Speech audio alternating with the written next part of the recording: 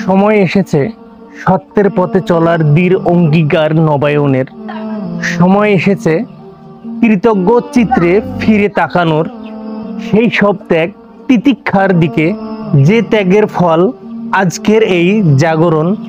12 June Badarganj Shahpur মাঠে আমরা পাচ্ছি আমাদের নেতা এটিএম আজহারুল ইসলাম ভাইকে, যার নীরব বীরতা আমাদের অনুপ্রেরণা, যার আত্মত্যাগ আমাদের সাহস। এই ঈদ হোক ভ্রাতৃত্বের, ইমানের পুনঃজাগরণের। আসুন শুকরানা সমাবেশে মিলিত হই, ঈদের আনন্দ ভাগ করে নেই ইসলামের পতাকার নিচে।